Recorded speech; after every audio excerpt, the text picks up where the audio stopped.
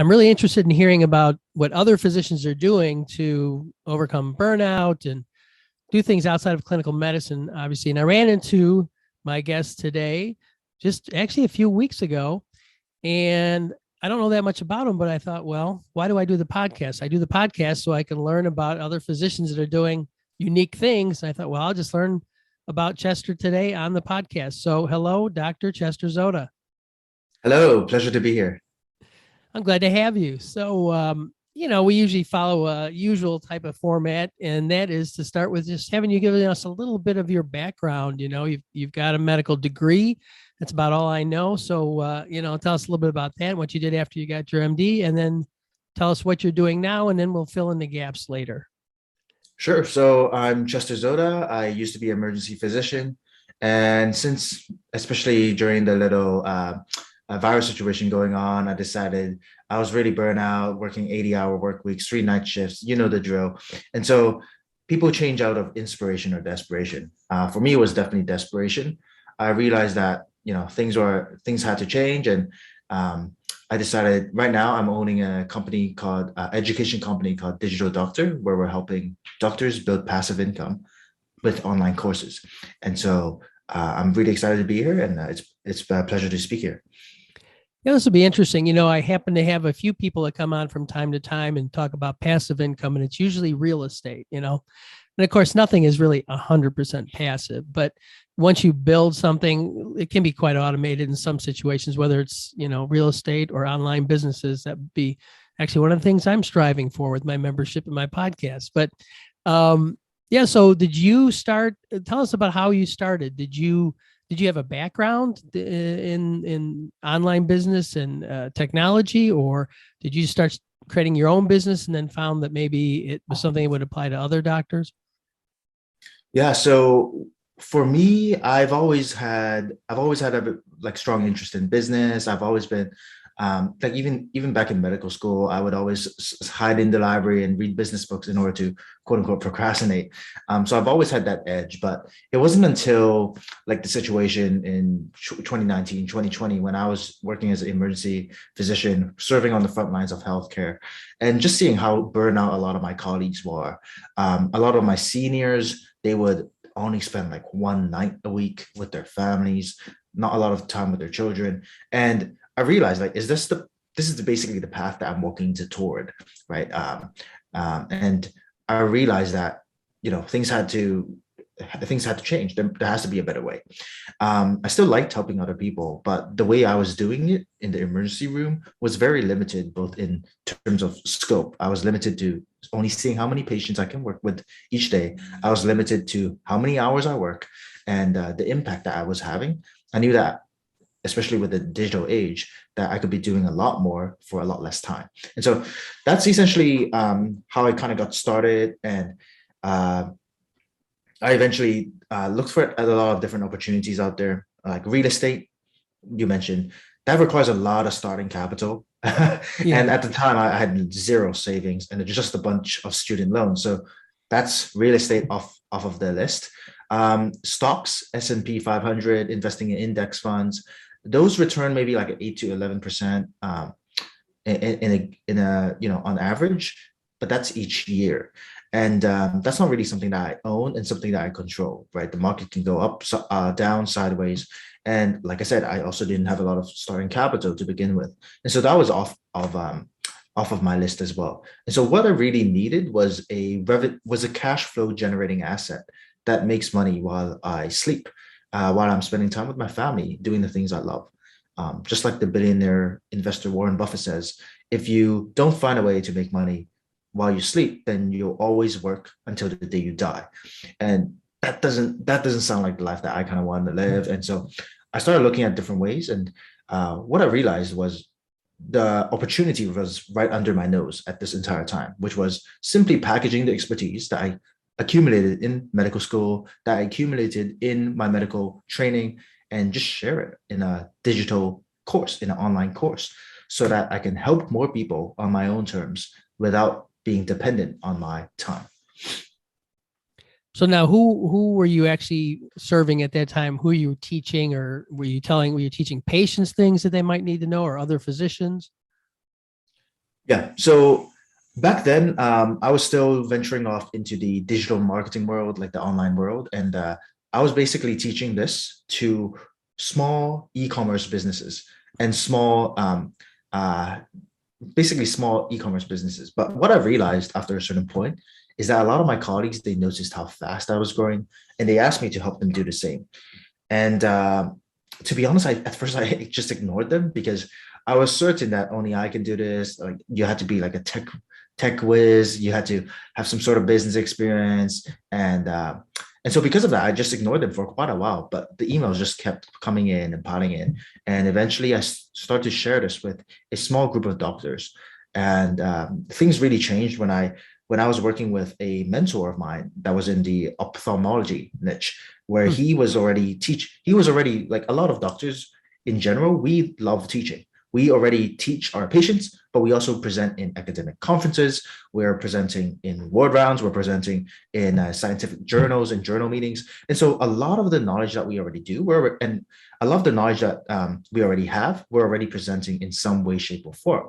And so what this doctor wanted me to do was simply package the expertise that he was already sharing onto the online world so that he can reach more people without having to rent out a lecture hall, without having to commute, or without having to travel across the country just to present at a conference. He wanted to expand his reach so that it's online globally, especially during the pandemic. This was especially important.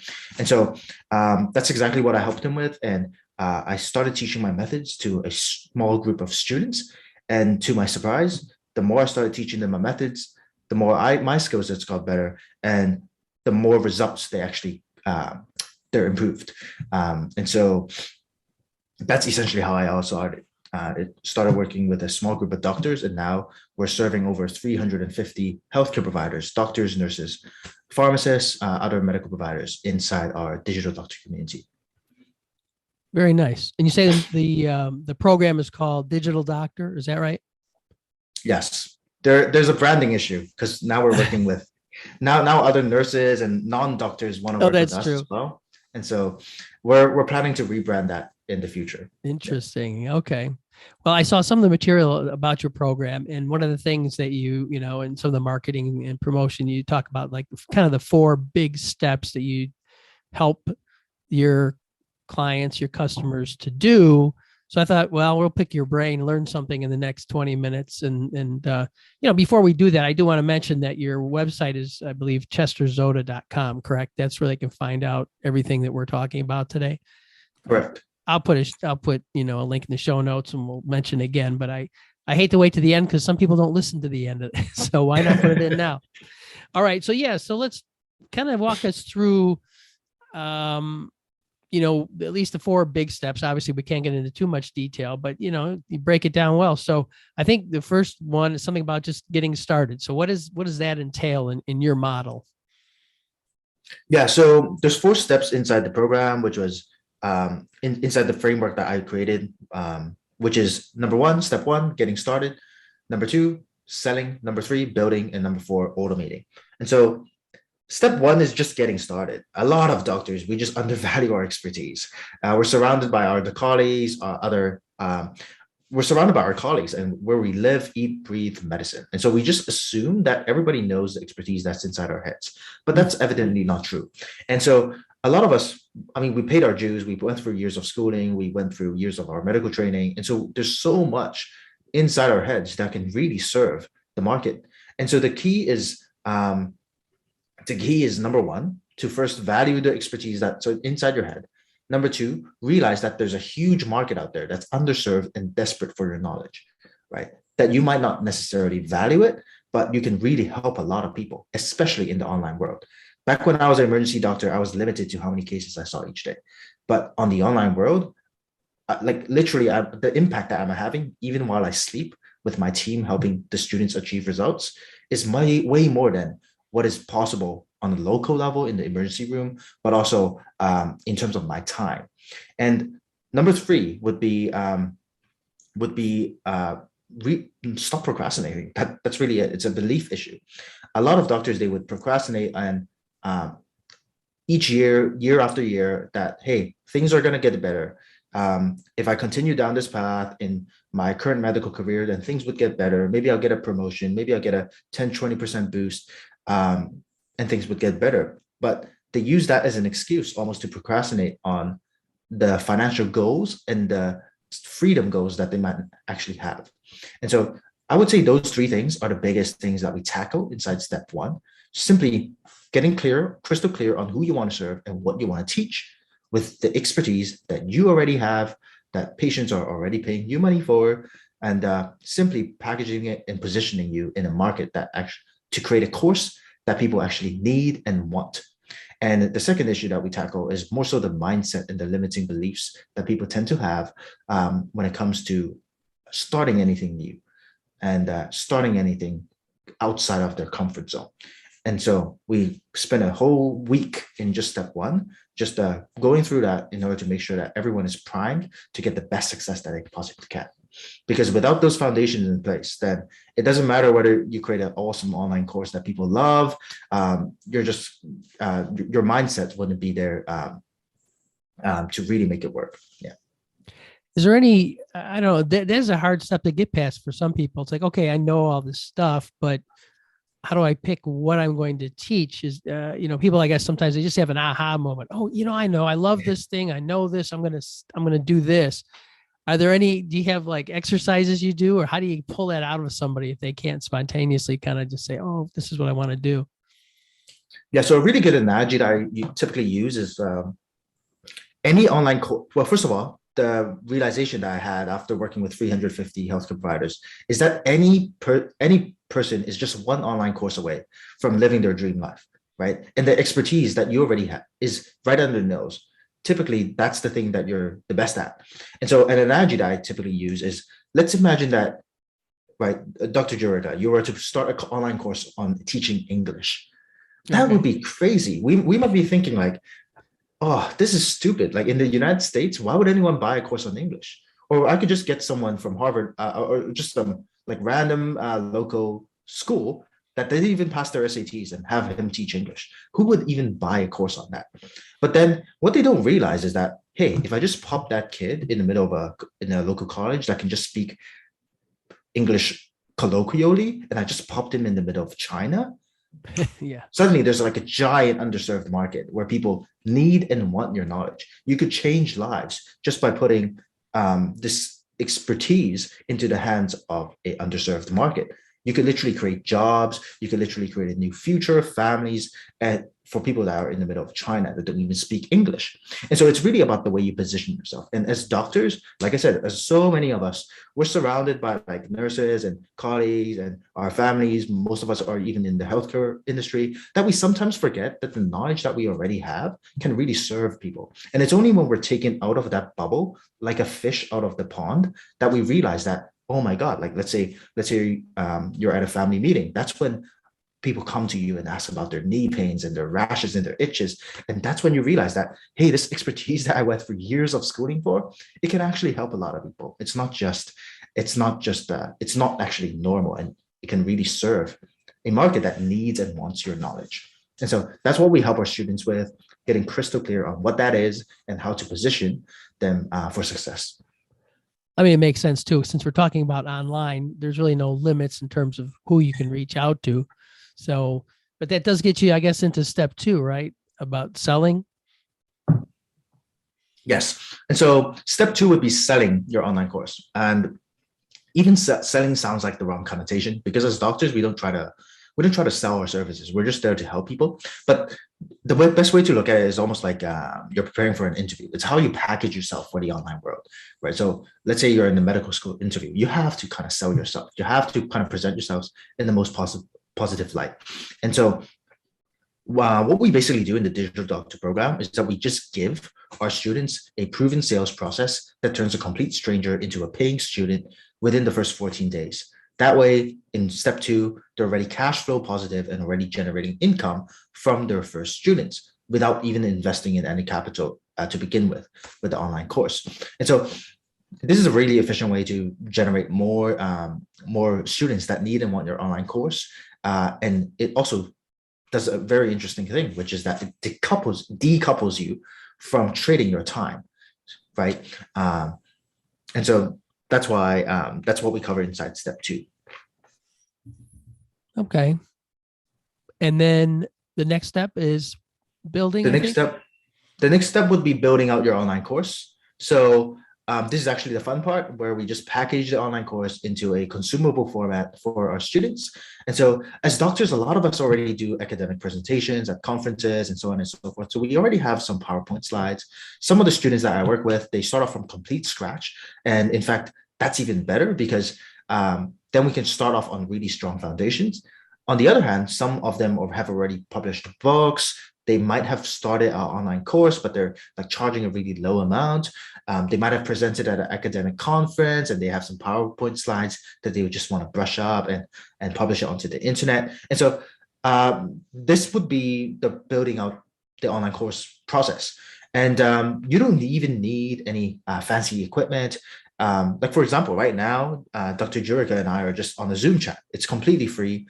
We're using our webcam. That's also free. I mean, you look like you're having a really professional microphone, but honestly, like that is optional. You can even use your laptop or your phone, and so the starting cost of this is basically $0. I mean, if you have an internet connection, that will be necessary. But if you don't, you can just go to your local Starbucks. So building out your online course, it's actually very simple. I feel like a lot of people overcomplicate it and they try to buy fancy equipment, fancy tech, fancy lights, and they're trying to conduct like some James Cameron or Steven Spielberg production. But it doesn't have to be the case. And so we teach you inside our program how to start and build an online course using all of our pre-built plug and play templates, so that all you have to do is just fill in the blanks with your expertise and get your course launched in the shortest time possible. That's very good. You know, something I just noticed, and I want to make sure it's clear, and I've heard this elsewhere, a lot of entrepreneurs do this, but you chose your niche and you actually started to sell it, but you started selling it before you actually built it. Is that correct? Yeah. Okay. So that's what I was like, all of a sudden it's an aha moment. Look, so you don't even have the course yet, but you're going to build it as soon as you see that there's some chance of selling it, correct? All right. Yeah, that's the magical thing that most people tend to get wrong, is that they think build it and they will come. This customers and students will come. But if you look at how companies like Tesla, they're doing it. Elon Musk, they announced that the Tesla is in pre-production first. And this is very important because number one, they can gauge their idea on whether this is actually going to resonate with the market or not. Number two, they can gauge the demand. The market is going to tell them, oh, I like this, I don't like that. I like ABC, but I don't like XYZ. And so because of that, it's good market feedback for them to make a product that can actually serve their customers best. And so without this sell before build philosophy, a lot of businesses, the most common reason businesses fail is that they build a product that nobody needs.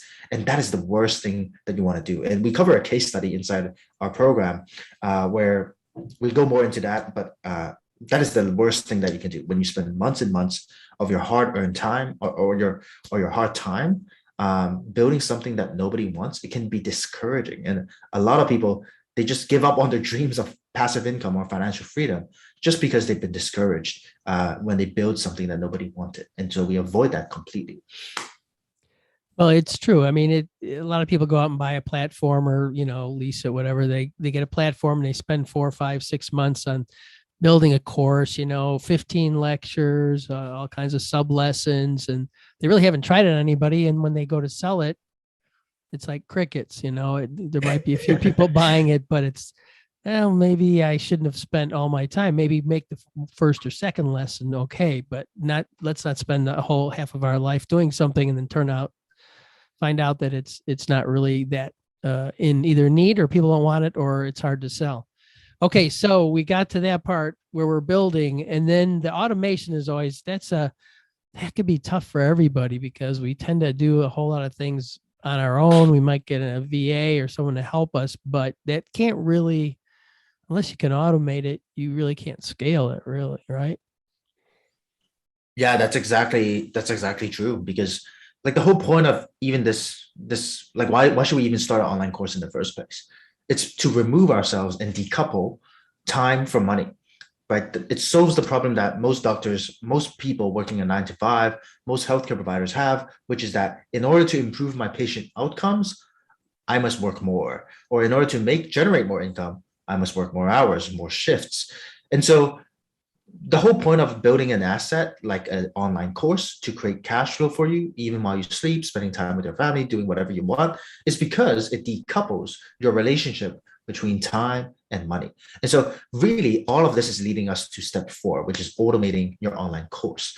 And with the digital world these days, I mean, it's crazy because I remember some of my seniors telling me like a time when in medical school they didn't even have computers, right? And so the the technology that we have on our fingertips these days is more powerful than what the president of the United States had access to just 10, 15 years ago.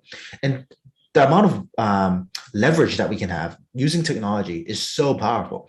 And that's why with automation, step 4, we teach you how to just basically turn your online course on autopilot so that it produces that cash flow for you, even while you sleep, spending time with your family, doing what you love. And that's all in the tech. We provide all the templates for you. We provide all of our tech, proprietary tech. And so that literally, even while you're sleeping, you have students coming in that need and want your online course, paying you money. And while they're also getting amazing results from the course that you previously created. And so you're creating an asset that works for you, even while you sleep. Sounds like heaven. you know so yeah, you say you've had at least a few hundred people that have gone through this process, which is good to hear. So, well, I mean, you've boiled it down, but of course the devil's in the details, and we can't get into 16 hours of learning exactly what you do. So where do we go if we want to find out more, or just to learn more about it and consider learning from you?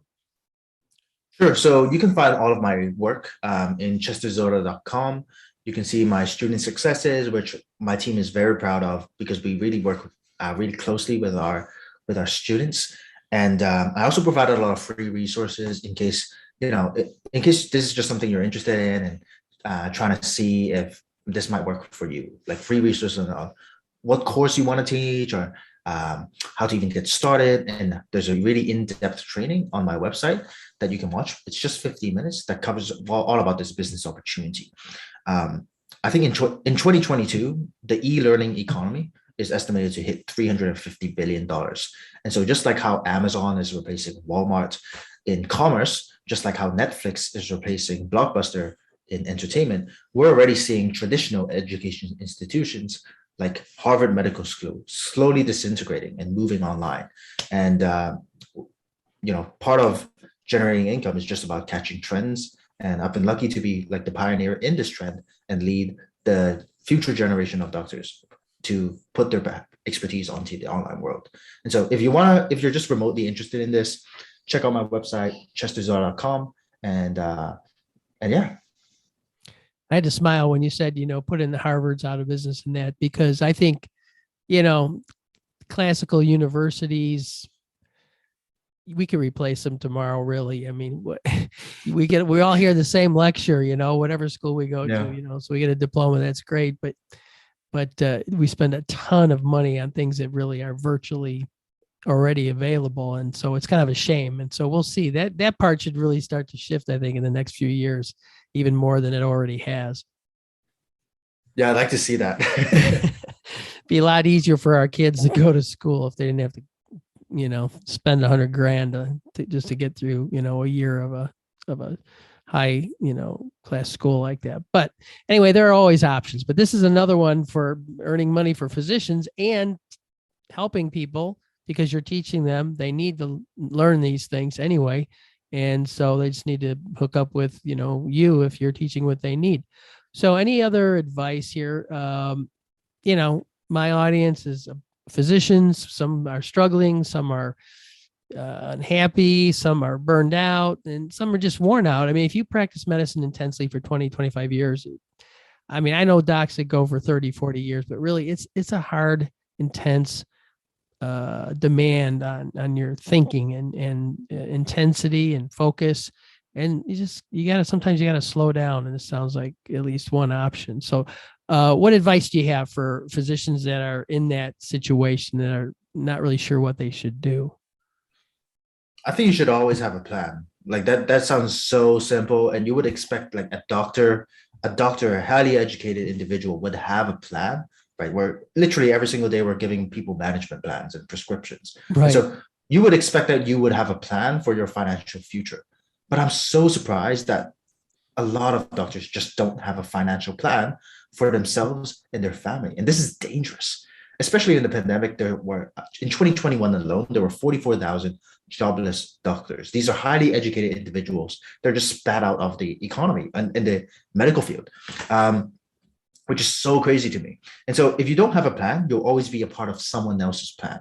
And just like the billionaire Warren Buffett says, if you don't find a way to make money, you'll always work until the day you die. So whether you're in your 40s, 50s, 60s, 70s, whether you're looking for some side income to potentially cut back on your clinical hours and just supplement your income, or perhaps you're looking to walk away completely from medicine and replace your income entirely so that you can spend time with your children, not miss out on their golden years, spend more time with the family, have the time freedom, location freedom, and the financial freedom, then you got to have a plan, and you got to have a vehicle to get you to where you want to go. One thing that we teach our students is like creating a plan. I'll give you something very valuable for the people that are listening. Imagine your life was like a GPS, right? Everyone's familiar with the GPS. In order for a GPS to work, you must be very clear with where you are and where you want to go, right? Now, a lot of us aren't even honest with ourselves with where we are. And a lot of us don't even know where we want to go. So how would you expect the GPS to work? Right? We Right. would just be like a leaf blowing in the wind with no direction, not knowing where we're going. And as a result, our financial situation is terrible. We don't know how we haven't paid off our student loans yet. We don't have generational wealth. And that is a very dangerous position to be in, especially in today's economy, 2020, 2022, moving into this current decade. That is a very dangerous position to be in. And so I would not wish that upon my worst enemy. Look at your life like a GPS. Get clear with where you are, get clear with where you want to go, and then find a vehicle that can get you there in the most predictable and in the most predictable way possible. Because this is not about like looking for a get rich quick scheme. I don't work with anybody that's looking for a get rich quick scheme, but this is looking for a get rich certain scheme. And so you want to look at opportunities that are certain for return on investment and that are certain to help you get to the financial situation that you deserve. And so whether it's an online course or not, whether it's something else completely entirely, that is up to you. But at least get clear with where you are and where you want to go, because that's going to make life a lot easier and make your decision making a lot easier. And it's funny, right? But there's this saying where if you don't have a target, you'll miss every time. So just set yourself a target. Just by the end of this podcast, spend 5 to 10 minutes, set yourself a target, and make sure you hit it. Sounds like good advice. I like that. I like the GPS analogy. It's a good one. All right, Chester, this has been fun. I think I've learned a lot today just in our short time together here. So I appreciate you taking the time and explaining all this to us. It's been great. And we'll not forget that we want to go to chesterzoda.com if we want to learn more. And I'll put links in the show notes and we'll go from there. So with that, I'll just have to say goodbye. All right, goodbye. I appreciate it and a pleasure speaking here. All right. Take care.